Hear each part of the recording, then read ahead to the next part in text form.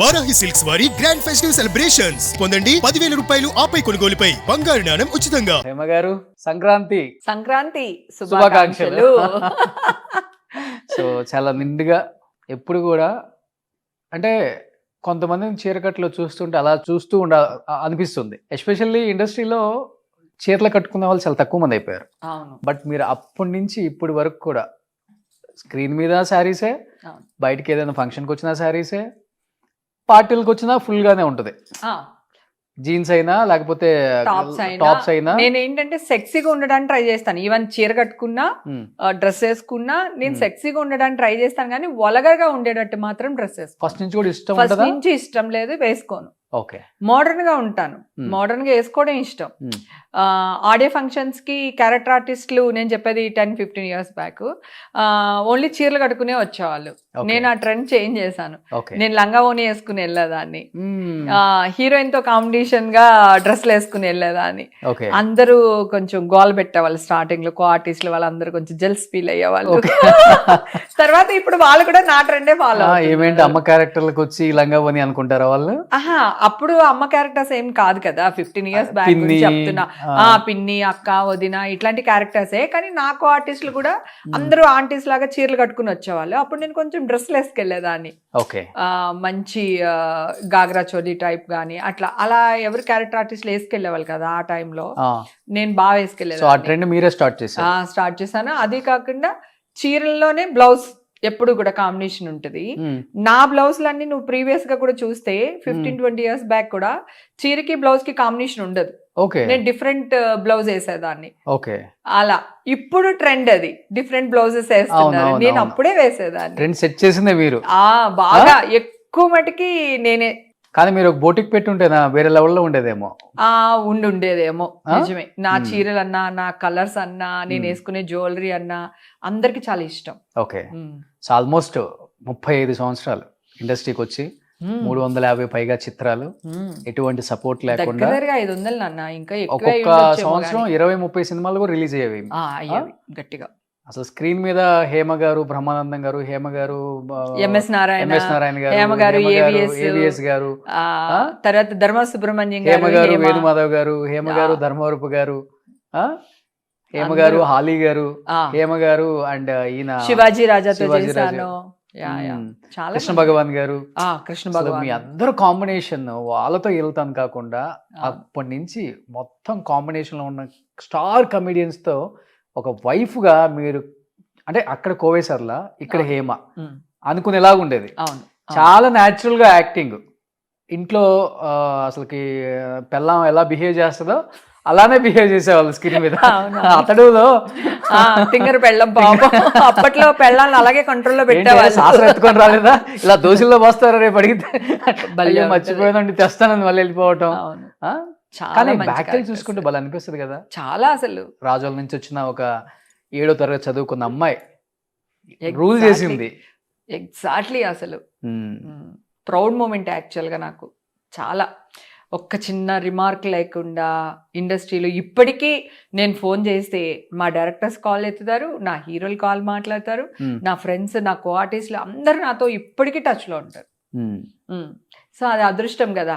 అంటే generation change అయ్యే కొద్దీ మనుషుల మెంటాలిటీలు దూరం దూరం అయిపోతా వస్తాం కదా. సో నా విషయంలో మాత్రం అలా జరగలేదు. అది నిజంగా బ్లెస్సింగ్స్. మనం ఉండే తత్వం బట్టి ఉంటుంది అలా. సో ఒక్కొక్కళ్ళని కొంచెం 10 సినిమాల్లో చేసి కొంచెం మంచి యాక్ట్రెస్ అవగానే కొంచెం టెక్కు చూపిస్తారు. కరెక్ట్.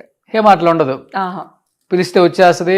వాళ్ళ ఇంట్లో ఎవరైనా చనిపోతే ఎవరైనా పూలు చల్లితే ఆ పూలు దులిపేస్తుంటది, దండలు తీసేస్తుంటుంది. లేదు, అది పెద్ద డబ్బున్న వాళ్ళకని కాదు, లేని వాళ్ళ చావు కూడా చాలా మందికి వెళ్ళాను నేను. సో వాళ్ళకి కూడా నేను అంత దగ్గరుండి అంత జాగ్రత్తగా చూసుకునేదాన్ని నేను. అంటే పెళ్లికి వెళ్ళినా వెళ్ళకపోయినా చావుకి మాత్రం అటెండ్ అవ్వాలనేది నా కోరిక. ఈ రోజు మా మదర్కి ఇలా అయినప్పుడు మా ఊరంతా వచ్చినట్టు వచ్చారు.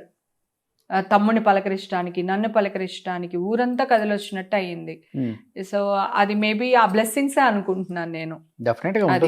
ఎందుకంటే ఆ టైంకి అందరూ ఉంటారు, చనిపోయే టైంకి ఎవరు ఉంటారో వాళ్ళే నిజమైన వాళ్ళు. సో ఈ మధ్యకాలంలో కొంచెం వెళ్ళట్లేదు, కానీ బేసిక్గా అందరింటికి అందరి దగ్గరికి వెళ్ళొచ్చింది దాన్నే నేను. నాకు ఇష్టం. కల్పనా రాయ్ గారు చనిపోయినప్పుడు ఫస్ట్ శవాన్ని ముట్టుకున్నాను నేను. ఆవిడకి కాళ్ళకి దండం పెట్టుకొని. ఆవిడ ఇందిరానగర్ పక్కన ఒక చిన్న ఇంట్లో ఉండేవాళ్ళు అనమాట. ఆవిడ శవాన్ని బండి ఎక్కించే వరకు అక్కడే ఉండి అన్ని దగ్గరుండి చూసుకుని పంపించాను ఆవిడని కూడా. అలా చాలా మంది ఉన్నారు ఆర్టిస్ట్. చనిపోయే టైం పొజిషన్ ఏంటి, ఎలాంటి ఒక చిన్న గదిలో ఉన్నారు? చిన్న గదిలో ఉంది. ఆవిడది కూడా పెద్ద చేయి పాపం, అందరికి బాగా పెట్టేవాళ్ళు.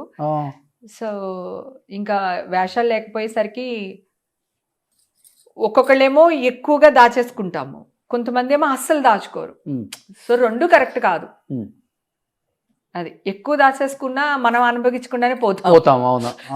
అసలు దాచుకోపోయినా పోయే టైంకి నలుగురు ఉంటారో లేదో భయం. కానీ మీ దృష్టిలో ఇంత జీవితాన్ని చూసేసారు ఇండస్ట్రీలో, ఏం లేకుండా వచ్చారు ఇక్కడికి, అన్ని సంపాదించుకున్నారు కాబట్టి జీవితంలో ఇవి ఉంటే సరిపోతుంది, ఇవి లేకపోయినా పర్వాలేదు అనిపించిన సందర్భాలు చాలానే ఉంటాయి కదా? చాలా ఉన్నాయి. ముఖ్యంగా ఒక లేడీ యాక్ట్రెస్ కి ఇవన్నీ. అవును. కూడు గుడ్డ ఉండటానికి మంచి ఇల్లు, తిరగడానికి కారు, అది బేసిక్. అది కాకపోతే నాకు మా మదర్ చిన్నప్పటి నుంచి, నేను పుట్టింది కూడా యాక్చువల్గా ఒక 2 స్టోర్ బిల్డింగ్ లో, ఒక మేడ అనుకో, రాజోల్లో. గాంధీ బొమ్మ సెంటర్ అంటే బాగా ఫేమస్ రాజోలు ఊర్లో సెంటర్లో నా ఇల్లు. అక్కడ నేను పుట్టాను. కాలువ గోదావరి పక్కనే ఉంటాయి అన్నమాట. సో అంత లేనోళ్ళం అయితే కాదు, అలా అని చెప్పి ఉన్నవాళ్ళం కూడా కాదు. Okay, upper middle class family. So ఆ మైండ్ సెట్ తోనే ఇండస్ట్రీకి వచ్చాను. ఈ రోజు ఇలా నిలబడ్డం అనేది హ్యాపీ. చాలా మంది ఏమనుకుంటారంటే ఇన్ని కోట్లు వస్తుంది, అన్ని కోట్లు వస్తుంది అని. నేను ఎప్పుడూ ఎవ్వరికి తల వంచలేదు. నాకు నచ్చితే నేను ఏదన్నా చేశాను, నాకు నచ్చకపోతే నో, నాకు నచ్చలేదు, నేను ఇలాగే ఉంటాను అని చెప్పి ఇండస్ట్రీలో కానీ బయట కానీ ఎక్కడైనా సరే ఎదురిస్తూనే ఉన్నాను. ఇప్పుడు కూడా చెప్తున్నా, ఈ రోజు నేను బతకడానికి నాకు గనక లేదు, సోర్స్ లేదు, ఇన్కమ్ సోర్స్ లేదు, మూవీస్ రాలేదు, లేకపోతే ఇంకొకటి లేదు అంటే కూడా నేను ఒక దోసల బండి పెట్టుకుని బతికేస్తాను. అది నా సత్తా. ఎలా బతకాలి అని ఆలోచించాను. ఇమ్మీడియట్ గా ఒక స్పాట్ చూసుకుని దోసల బండి పెట్టుకుని బతికేస్తాను. మంచిగా 4 రకాల చట్నీలు చేసేసి, అది అలా అన్నమాట. సో అందుకని నాకు ఫస్ట్ నుంచి ఇదే మైండ్ సెట్. లేకపోయినా వేరే వాళ్ళని అడిగి అసలు అడగను. ఇప్పుడు నువ్వు ఇందాక అన్నావు, నీ బిహేవియర్ కూడా అవతల వాళ్ళు ఫోన్ మాట్లాడతారా, వెల్కమ్ చేస్తారు అని నువ్వు కూడా చెప్పావు ఇందాక. ఎందుకని మనం హెల్ప్ అడిగినంత సేపు ఎవరైనా బాగానే ఉంటారు. ఒక్కసారి హెల్ప్ అడిగితే ఇది చేస్తారు, రెండోసారి హెల్ప్ అడిగితే సరే అంత కాకపోయినా కొంతైనా చేస్తారు, 3సారి హెల్ప్ అడిగితే ఫోన్ ఎత్తారు. అలా మీ జీవితంలో జరిగింది ఎప్పుడన్నా? అసలు నేను ఎవరిని అడగను. చేతనైతే నేను పెడతా, ఒక ముద్ద అన్నం పెడతా. చేతక లేదా మూసుకుని కూర్చుంటా అంతే తప్ప గొప్పలకి పోయి ఖర్చు పెట్టేసి నేను ఇది తోపు తురుము అని ఎప్పుడు బిహేవ్ చేయలేదు. పైగా వాడిని చూసి నేను కూడా చెయ్యాలని వస్తుందో ఇండస్ట్రీలో, అప్పుడే మన పతనం స్టార్ట్ అవుతుంది. అసలు ఎప్పుడు లేదు. మన శివారెడ్డి వాళ్ళ పిల్లలు మెచ్యూర్ ఫంక్షన్కి వెళ్తే, నీ ఫంక్షన్కి నేను రాలేకపోయినా మళ్ళీ గుర్తు చేసుకుని తిట్టకు నువ్వు నన్ను. ఓకే, అయితే వాళ్ళు కూడా అక్క నీ చేతుల మీద తీసుకెళ్ళి కూర్చోపెట్టు పిల్లల్ని, నువ్వు తీసుకెళ్ళు, నువ్వు నాకు ఆడపడుచువి ఇంటికి అని చెప్పి కూర్చోపెట్టడం, నా చేతుల మీద కూర్చోపెట్టించడం. అలాగే పెళ్ళిళ్ళకి వెళ్తే అక్క నువ్వు ఫస్ట్ నువ్వు చీర పెట్టు, నువ్వు గాజులు పెట్టు, మాకు మంచి జరుగుతుంది అనడం పెళ్లి కూతుర్లకి. అట్లా అన్నమాట. ఇండస్ట్రీలో హేమక్క చేతుల మీద తీసుకుంటే ఒక మంచి జరుగుతుంది. చాలామంది న్యూ ఇయర్కి నేను కొంతమంది దగ్గర తీసుకుంటా సెంటిమెంట్, 1000 రూపాయలని వెయ్యండి రా, ఒక 10,000 పంపించండి అని చెప్పేసి అంటూ ఉంటా. జనరల్గా నాకు సెంటిమెంట్ వరలక్ష్మి పూజకి న్యూ ఇయర్కి తీసుకుంటా. మా హస్బెండ్ ఇప్పుడు నా కూతురు ఇస్తుంది యాక్చువల్గా. అంతకుముందు ఫ్రెండ్స్ కూడా చెప్పేదాన్ని, న్యూ ఇయర్ వస్తుంది మర్యాదగా పంపించండి రా అని ముందే చెప్పేసేదాన్ని అనమాట. సెంటిమెంట్, ఆ సెంటిమెంట్ నా నుంచి వీళ్ళందరికీ అయిపోయింది. ఫ్రెండ్స్ అందరు కూడా నీ మీద నువ్వు ఒక 500 ఇవ్వవే, నాకు మంచి జరుగుద్ది, బిజినెస్ చేస్తున్నాను, ఓ 116 పంపించు, అట్లా నా చేతుల మీద తీసుకోవడం. అలా నిన్న వద్దని కలిసాను, పూరి జగన్ అనే వైఫ్ని బ్యూటీ పార్లర్ లో కలిసాను అనమాట, లావణ్యని. కలగానే అని తను అని నేను వెళ్ళి ఇద్దరు కౌగిలిచ్చేసుకుని ముద్దులు పెట్టేసుకున్నాం.